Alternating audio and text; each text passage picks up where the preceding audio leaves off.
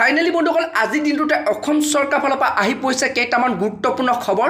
তো বন্ধুসকল বৰ্তমান যোনটো নেকি গুৰুত্বপূৰ্ণ খবৰ আহি পৰিছে, তো অসমৰ যিবিলাক প্ৰাইভেট স্কুল আছে অৰ্থাৎ আপোনাৰ যিবিলাক ভেঞ্চাৰ স্কুল আছে, তো এতিয়া বন্ধুসকল আপোনালোকৰ সেই ভেঞ্চাৰ স্কুলসমূহ আপোনালোকৰ প্ৰাদেশিকৰণ কৰা হ'ব।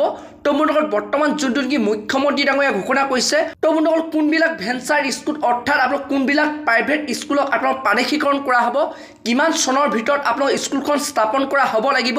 তো বন্ধুসকল আপোনালোকক মই সবিশেষ জনাম যে আপুনি যদি এজন শিক্ষক, তো বন্ধুসকল আপোনালোকৰ স্কুলখনত কিমান চনৰ ভিতৰত আপোনালোকৰ হ'ব লাগিব, তেতিয়াহে আপোনালোকৰ প্ৰাদেশিকৰণ হ'ব। তো বন্ধুসকল আপোনালোকক মই সেই ভিডিঅ' ক্লিপটো দেখুৱাম কেতিয়াৰ পৰা প্ৰাদেশিকৰণ কৰা হ'ব। তো সবিশেষ আপোনালোকক মই বৰ্তমান যোনটো নেকি মুখ্যমন্ত্ৰী ডাঙৰীয়া ঘোষণা কৰিছে, তো সেই ভিডিঅ' ক্লিপটো দেখুৱাম। তো আপোনালোকে সেইটো কাৰণে ভিডিঅ'টো একেবাৰে স্কিপ নকৰাকৈ আপোনালোকে চাই থাকিব। আৰু লগতে বন্ধুসকল আপোনালোকে যদি মোৰ চেনেলটোত নতুনকৈ ভিজিট কৰিছে, চেনেলটো লাইক এটা কৰি দিব, পাৰিলে ছাবস্ক্ৰাইব এটা কৰি দিব, লগতে আপোনালোকে বেল আইকনটো অন কৰি দিব। তো যেতিয়া এনে ধৰণৰ নতুন নতুন খবৰ বা ইনফৰ্মেশ্যনবোৰ আহি থাকে, তো প্ৰথমে যাতে আপোনালোকে সেই ভিডিঅ'টো আপোনালোকৰ মোবাইলত লাভ কৰিব পাৰে। তো বলক বন্ধুসকল আপোনালোকক মই এতিয়া দেখুৱাই আছোঁ কোনবিলাক আপোনালোকৰ বিদ্যালয় অৰ্থাৎ প্ৰাইভেট আপোনাৰ স্কুলক আপোনালোকৰ প্ৰাদেশিকৰণ কৰা হ'ব। তো বৰ্তমান যোনটো নেকি মুখ্যমন্ত্ৰী ডাঙৰীয়াই ঘোষণা কৰিছে, তো বলক এতিয়া আপোনালোকক মই দেখুৱাই আছোঁ।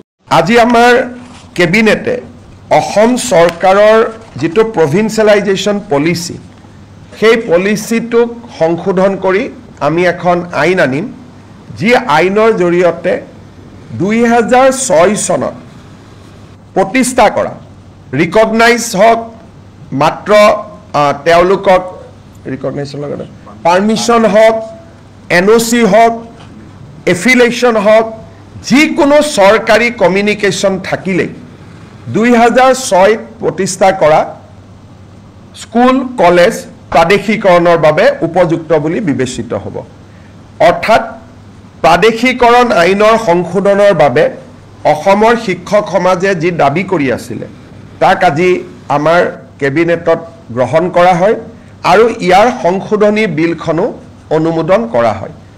এই সংশোধনীৰ ফলত কেইবা হাজাৰ শিক্ষকৰ চাকৰি প্ৰাদেশিকৰণ হ'ব পাৰিব। পাৰ্থক্যটো মই বুজাই দিছোঁ।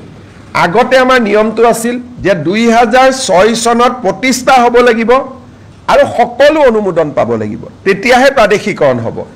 এতিয়া আমি কৈছোঁ সকলো অনুমোদন নালাগে, যিকোনো এখন কাগজ থাকিলে, পাৰ্মিশ্যনৰ কাগজ থাকক, ৰিকগনাইজেশ্যনৰ কাগজ থাকক, এফিলেশ্যনৰ কাগজ থাকক বা NOC এখন থাকক, তেতিয়াও তেওঁলোকৰ চাকৰিসমূহ প্ৰাদেশিকৃত হ'ব।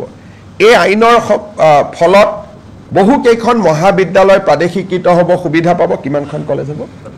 প্ৰায় 15খন নতুন মহাবিদ্যালয় প্ৰাদেশিকৃত হ'ব। স্কুল কিমানমান হ'ব? স্কুলটো হিচাপ উলিয়াব দিগদাৰ, কিন্তু কেইবা হাজাৰো বিদ্যালয় নতুনকৈ প্ৰাদেশিকৰণৰ আওতাত আহিব পাৰিব।